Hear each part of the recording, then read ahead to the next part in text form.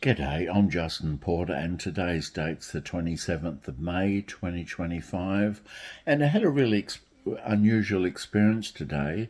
I was on the hospital bus.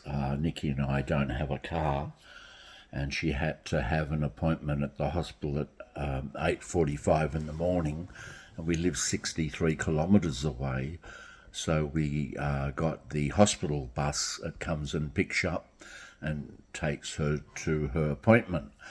And while we were there at the hospital waiting, we were sat next to an 87-year-old man, 87-year-old man, and he brought up, I forget how the conversation went, but he brought up Adam and Eve, Adam and Eve, and sickness and death. And the more we talked to him, Nikki said, "Oh, you're a brother.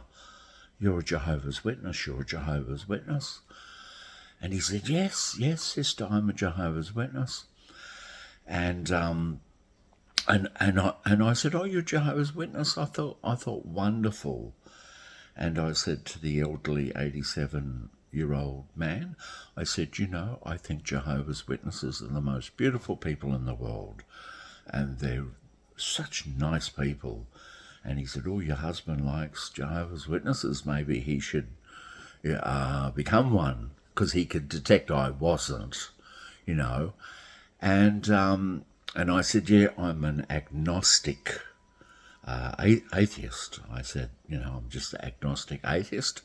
And then I said to him, "But I think Jehovah's Witnesses are beautiful and I love their belief. I love the belief about paradise and you'll be a young man of 27 instead of 87 and good eyesight, good health, and Nikki can be able to jump fences and jog and skip about and not have her weak heart when Nicole walks 50 metres and she gets all faint and dizzy and I have to wheel her in a wheelchair because I wheeled her around the hospital today in a wheelchair because she can only walk 50 metres and then she feels like collapsing."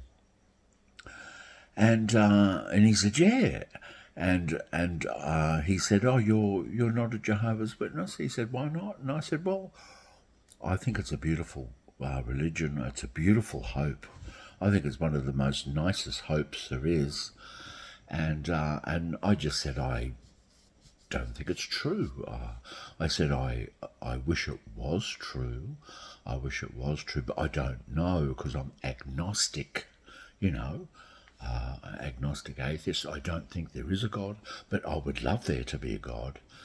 And I'd love there to be an afterlife, and I think the paradise, and I tell Nicole that I'm going to be, if there is really a paradise, earth, I'm going to be there because I'm a good person. I'm not a bad person.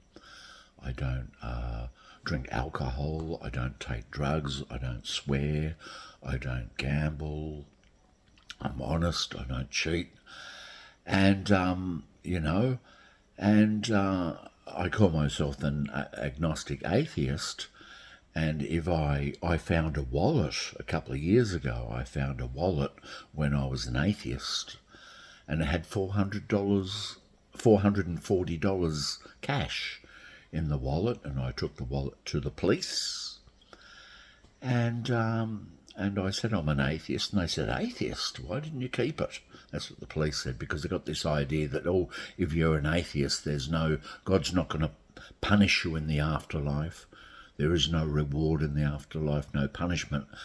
And I said, "No, because I couldn't sleep with myself. If I stole the money, my conscience would torment me. If I took someone's money, it could be their rent money, I wouldn't be able to sleep, I wouldn't be able to eat, I would feel really bad because I would put myself in that person's shoes." But I commended this Jehovah's Witness gentleman, 87-year-old, and I said, "You stick with Jehovah." I said, "You stick with Jehovah because you've got a beautiful organisation there. You've got a beautiful hope." a beautiful hope. And if Nikki goes to paradise, and I'm sure I'm going to be there with her in paradise, and he said to me, he said, oh, it takes more than just being a good person to get into paradise. It takes more than being a good person. And I thought, well, I'm just a little bit agnostic when it comes to God. I see beautiful earth, but I believe in evolution, but I didn't want to damage his religion. And as an elderly gentleman, he probably comes across a lot of skeptics and a lot of Christians of other denominations, because Mormons are Christians and Catholics are Christians. But I didn't want to dispute with him because I respect that an 87-year-old man doesn't have a lot of life left, and I respect his faith, and I'm not going to challenge his faith. But if he asks me questions, I will give him answers back. And we talked about France, because he was French. We talked about France and wine, and even though I don't drink, talked about wine. But he seemed like a really nice gentleman, and I did not want to convert him, because my goal is not to convert anyone to agnostic atheism. They have to work that out on their own, and so I don't want to change people at all, because they'll work it out themselves. And when I walk past the cart of Jehovah's Witnesses, I don't want to convert them. Let them figure it out themselves, because only they can decide what they believe in. And when we drove home, we dropped off, the hospital bus dropped off a few passengers in the Kingdom Hall area, and they dropped them off at places Nikki and I used to witness to. So on the bus home, I said to Nikki, have you got any return visits, Nikki? Have you got any return visits? And she nudged me, and, shut up. Yeah. And, any return visits. And because it brought back memories that I used to knock on people's doors as Jehovah's Witness. And in the 2000s, I was a very happy Jehovah's Witness. And I believed it 100%. I believed it was the truth. And now I just wish it was the truth. I wish paradise was the truth, but I'm just a bit skeptical. I don't know.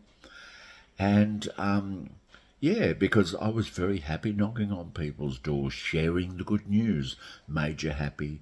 I see the benefits of religion. It gives people community. It gives people friendships. It gives people meaning and purpose and hope. So I'm not against people's religion, not even against the Jehovah's Witness religion.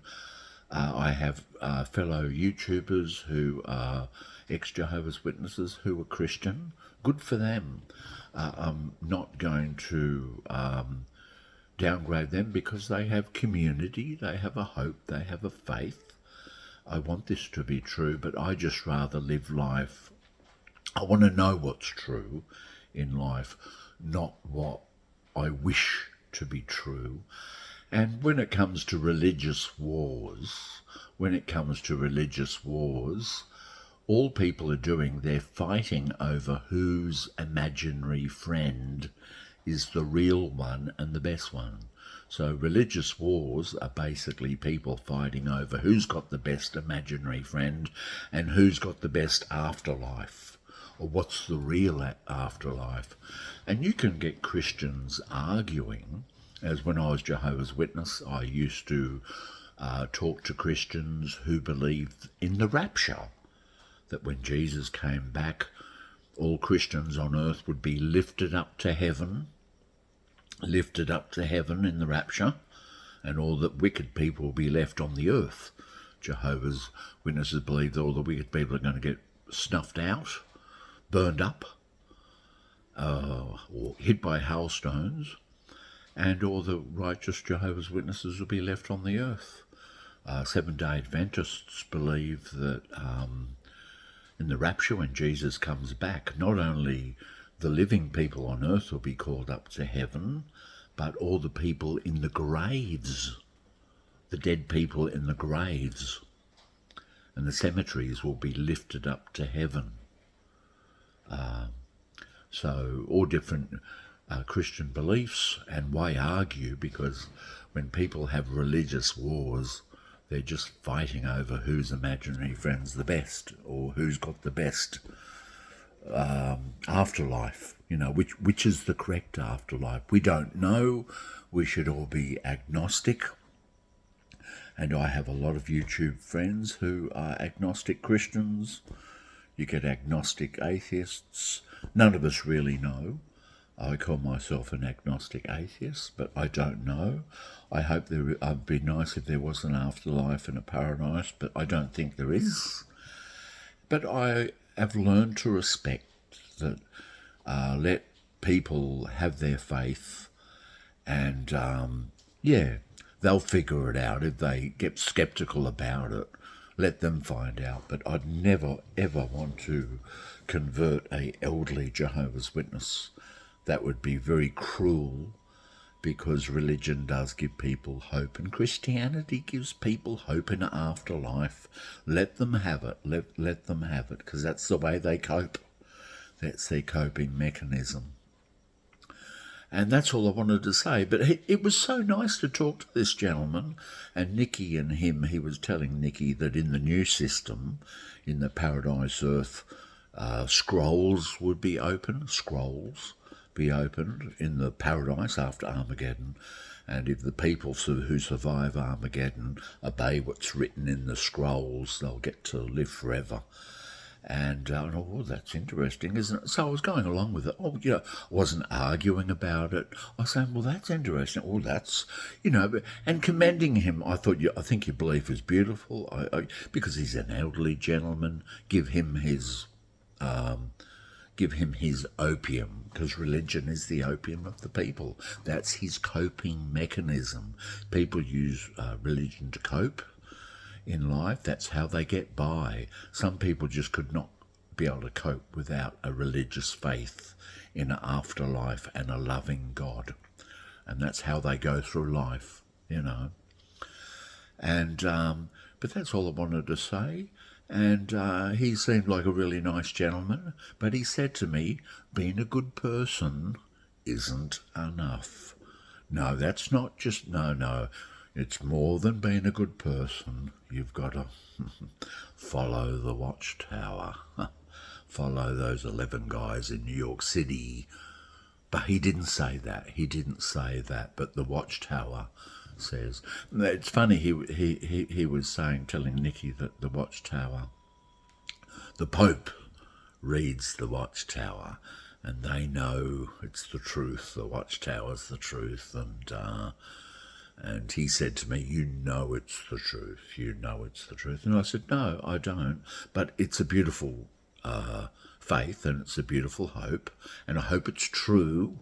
And if I'm a good person, I'm sure if there's a God of love, I'll be there.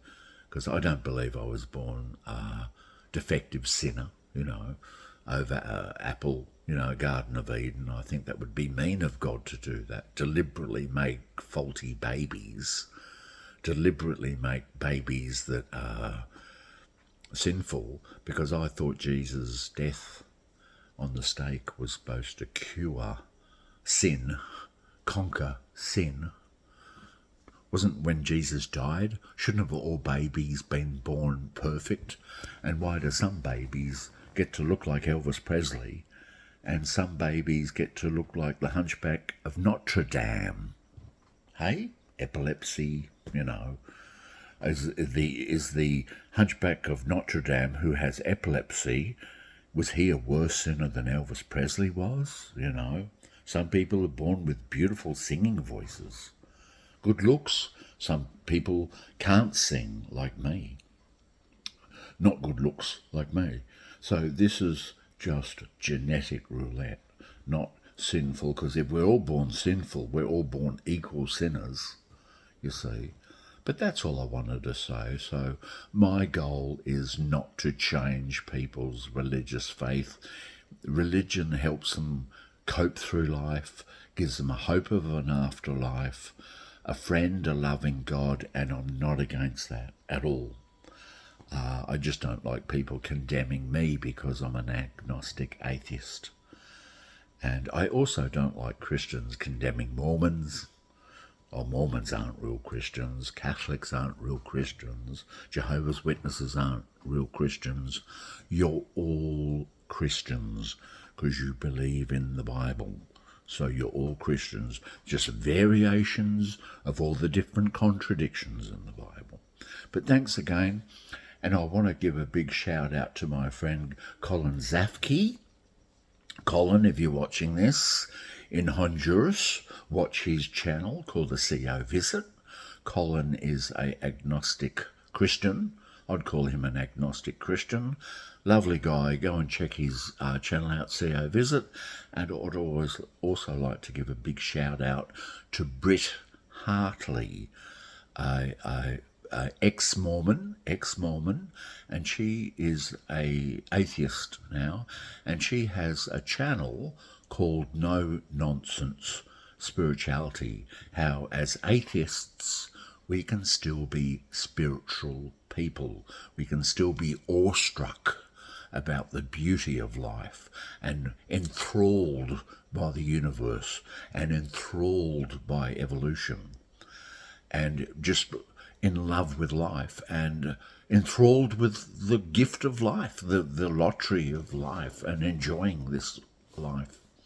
And being good, when being good and moral, without there being a reward or a punishment, just being good for the sake of goodness.